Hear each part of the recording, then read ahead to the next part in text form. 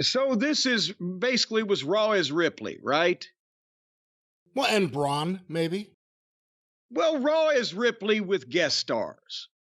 Because through the whole thing, I'm going to give you the whole goddamn Rhea thing from start to finish instead of going in chronological order. We'll save a lot of time. But again, I've said I don't like Liv Morgan's acting or her wrestling. I don't know if you blew an air hose in her right ear, if air would come out the left ear or not. Where the is that coming from? She's playing a character. But wasn't she the one that got pulled over and the cop read her notebook, said she wanted to win an Oscar?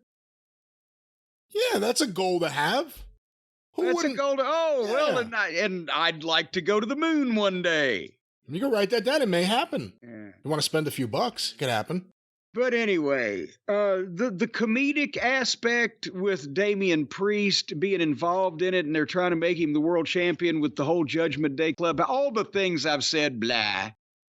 But when they did the package of Rhea and Liv and Dom and their various triangle since Rhea's been hurt, they tell a hell of a story, and it all fits. They can go back and put these things in, and nothing's out of place. Did you notice that, or did you pay any attention to the cold open of the program? No, I did pay attention because I wanted to see how they were going to start. I figured it would be with Rhea Ripley, and I've enjoyed Liv Morgan in this stuff. She's made the Judgment Day more tolerable because I think she's been good in this role. I know you don't think she can act. If this is her acting, I think she's good, and she's not as small as you make her out to be. There are plenty of women in that company and in AEW you can point to and say they're a lot smaller. Well, then when I point at them, I got 3 more fingers pointing back at me. So what am I going to do with those 3 fingers? Well, do what Lanny would do. Blow it yourself. The point I'm trying to make, Brian, is that they fit this all together. They lay the story out. It makes sense. It's not wishy-washy people doing nonsensical things like you see on some of the broadcasts from some of the promotions these days. And then here comes Rhea Ripley through the back, through Gorilla, the Fancy Dan entrance shot they're doing these days, the music straight into the arena, huge pop. What an entrance she's got, the attitude, she's a megastar. The fans are chanting, "Mommy, Mommy." And she says Mommy's home, and she's as over as any of the guys.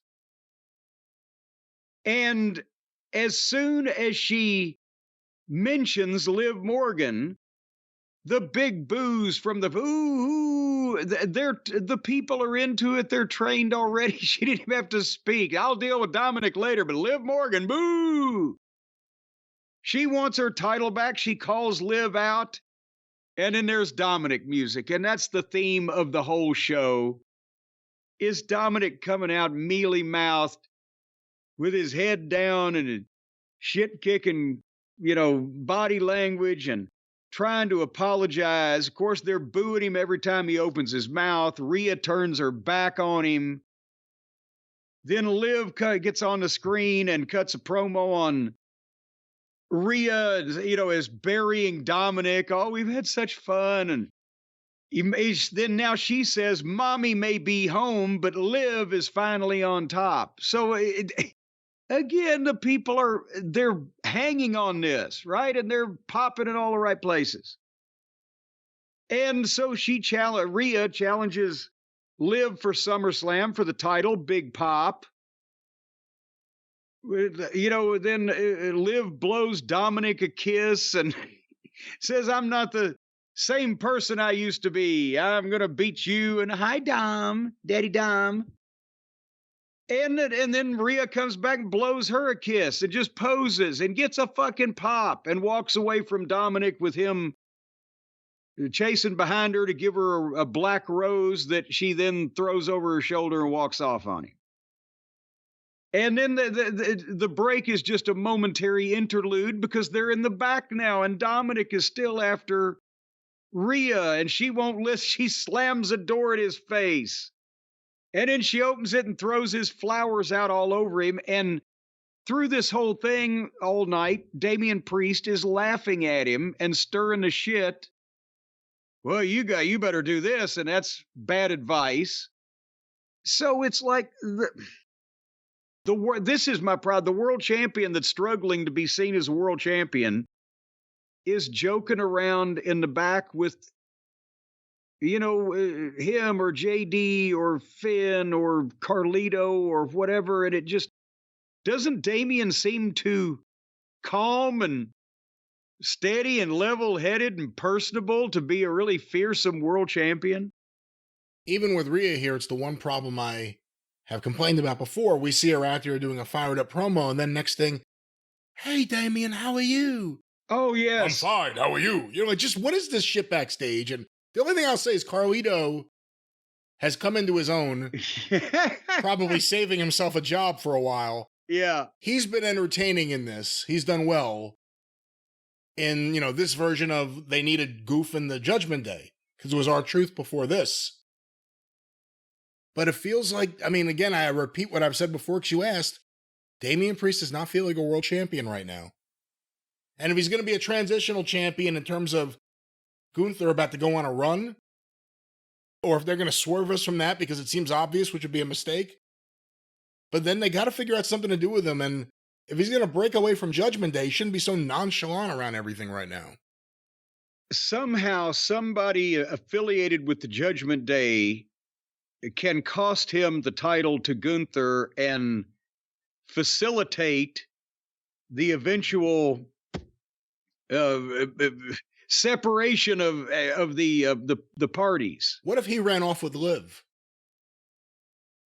Now, what now? What if it turned out that Liv was actually Priest's girl this whole time? That he was pulling some kind of manipulative strings behind the scenes to cause friction with Dominic and Rhea for who knows what reason? No, I'm thinking Finn either does something that he's not supposed to do or doesn't do something he's supposed to do. And that way Gunther beats Priest for the title, but there's Priest and Finn, boom, boom, and the other guys are on Finn's side, hopefully. Something of that nature. But nevertheless, that's not till later, and this is now, because then we're in the back with Rhea. And as you mentioned, thanks, Damian, for keeping the Judgment Day together while I was gone. And just, and why is Carlito in our clubhouse? And then Dominic comes in and apologizes again. She tells him off again and walks out. And then they do, some more stuff and have a match with the ladies. And then they're back in the back with Dominic and Priest. Why did you warn me last week, Dominic says, that you knew Rhea was here and she was going to see Liv on top of me, giving me the old fucking reverse cowgirl or whatever. Well, you were too busy with Liv. Well, and then Jey Uso comes in. And boy, I don't know how long this mass hypnosis is going to last with Jey Uso if his matches get any more silly, hot doggy, and work looks sloppier. Because a man cannot live on personality alone forever. But anyway, Jay came in and asked if Rhea Ripley was single. And then Damian's like, maybe. And now Dominic's fucking fuming. And Priest said, well, you got to show Jey Uso who Rhea Ripley belongs to. And if Dominic runs off to do that, and Priest is laughing. What is this, high school? Yeah, it's a great story with all of the stooges. Rhea Ripley's a star, and she's ignoring all these fucking people. It's a great story by John Hughes. There you go. It's an 80s teen movie being played by these wrestlers from various countries here in this Judgment Day. Australia, Ireland, Queens, Mexico. And Guadalajara. Don't forget there. Or that's Guatemala. I'm sorry. The country of Guadalajara.